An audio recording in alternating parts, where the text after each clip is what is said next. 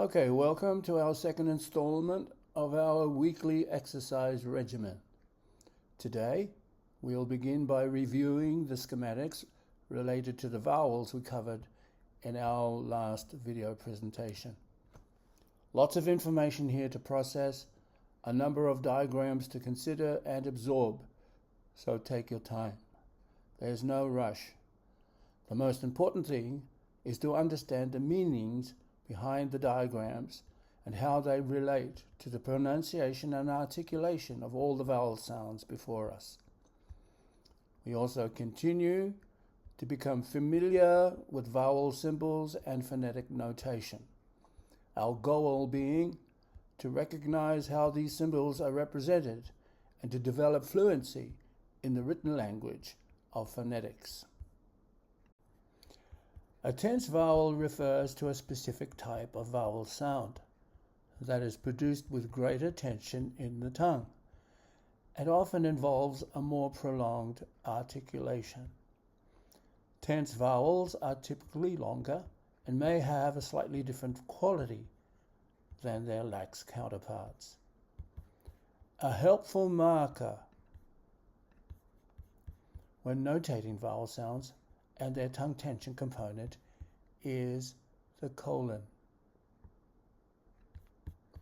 When placed after a vowel symbol, the colon indicates that the vowel articulated is with a tense tongue. The red dot on the diagram represents a focused sound at that point, typical of a stressed vowel. On the other side, you'll notice this pink shading. This represents a relaxed tongue in a nearly identical position to its tense counterpart. Remember, these are abstract representations of the articulatory positions of each vowel. Experiment with the sounds. Record yourself. Take notes and log your impressions. Now, the notation. Vowel combination E, pronounced A, represents a vowel sound commonly found in words like ate, say, and play. The E or A indicates a specific sound, while the colon suggests not only is it a tense sound, but may be pronounced longer or held for an extended duration. Now, before we proceed, let's pull up the IPA chart or grid. Now, in Received Pronunciation English, or RP English for short, the stand-alone E vowel sound, as in bet, is not commonly used as a distinct phoneme.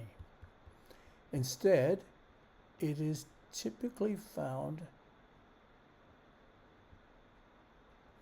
as part of a diphthong, such as A, as in bait, and also as a component in the sound E, as in bed. The primary vowel sound for E in RP English for words that would feature E alone is more accurately represented through diphthongs. Now, as we have yet to discuss or have a serious discussion on diphthongs, as a rule, when two lax vowels are combined in succession to form a diphthong, the resulting sound can be classified as tense. In the case of A, A, the glide from the lax vowel E to the higher position of I creates a tense quality. Now, this phenomenon occurs because the transition between the two vowel sounds involves more muscular tension and movement, characteristic of tense vowels.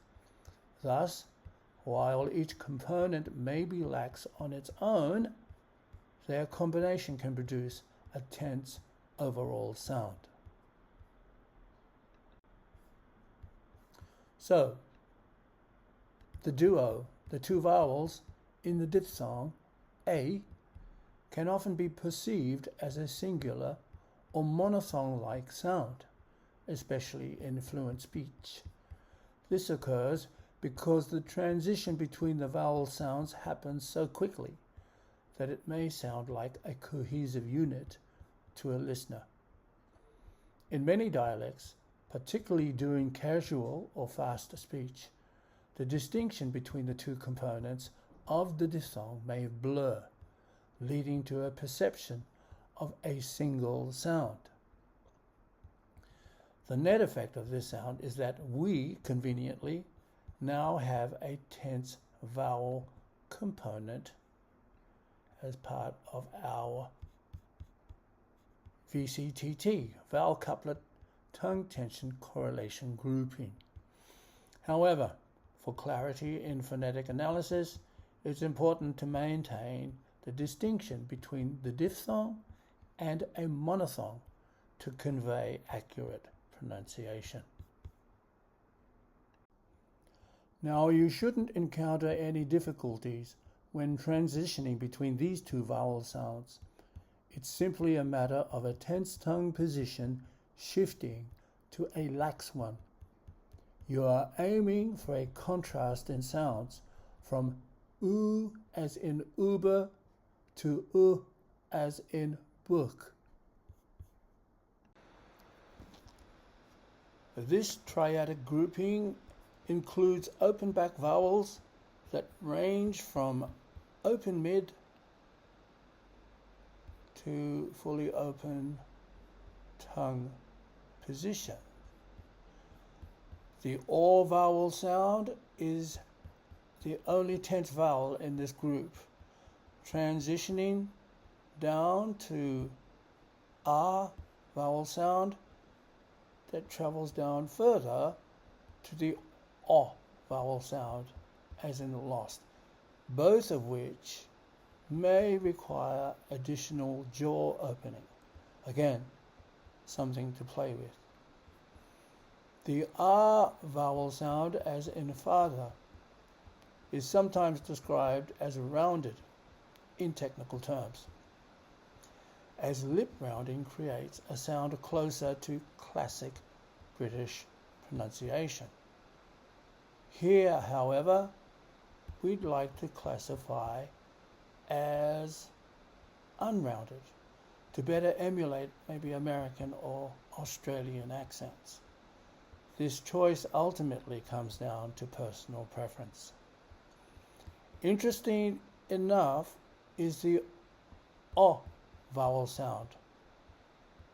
The O vowel sound is relatable in a very physical sense. It features an open back rounded articulation with rounded lips and a tongue positioned low in the mouth, similar to the positioning during a dental examination. When your dentist puts his spatula depressing your tongue, O is the sound you produce when you try to talk to him. Anyway, because it's such a valuable point of reference, we will refer to the O vowel sound as the dentist vowel moving forward. The final triadic grouping of mid-central vowels includes the tense vowel as in earth, and the two lax vowels, the schwa sound, as in among, and the open mid-back vowel, as in cut. The vowel as in earth tends to be pronounced forward and high, close to the roof of the mouth. The difficulty with mid-central vowel sounds lies in the challenge of pinpointing where the sound is produced. Your saving grace is the tense tongue position associated with the sound. Mastering this position proprioceptively, using your internal muscle awareness, will provide you with an anchor reference point to help articulate the other two schwa-type vowel sounds. One final look at the IPA grid. You'll notice the tense vowel sound and the vowel sounds share the same horizontal plane, both being open, rounded, and backward vowels. This indicates that the vowel sound should also be open, albeit centrally located. This is an effective strategy for familiarizing yourself with the positioning and articulation of each vowel sound. Look for commonalities in their positions, either horizontally or vertically.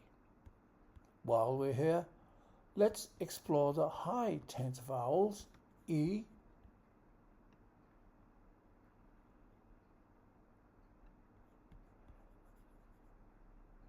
which share a parallel horizontal plane with the lax vowels I and U. Referring to the IPA vowel chart will help you identify similarities and differences among these sounds, enhancing your understanding of their positions and characteristics. Okay, practical. Work through these lists to familiarize yourself with the phonetic concepts and symbols.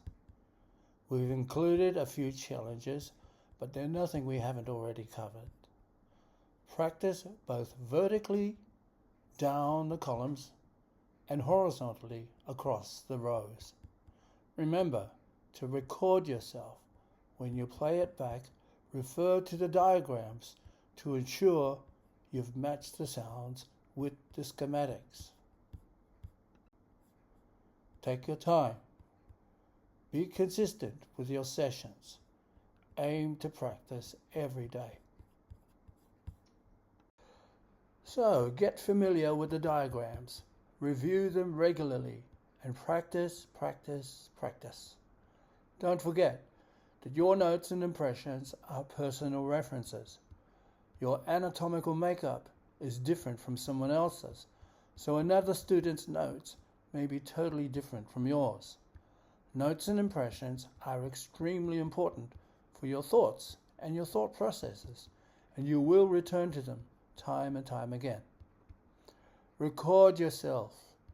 It is pointless to practice the same sound over and over if you don't have a recording to compare. Get into the habit. Develop the habit of listening to the sounds people create in conversation, especially English. There's no need to overanalyze. Just get familiar with the sounds and try to correlate them to the visual representations you are beginning to associate with those sounds. Have fun. We look forward to seeing you in our next installment. Good luck.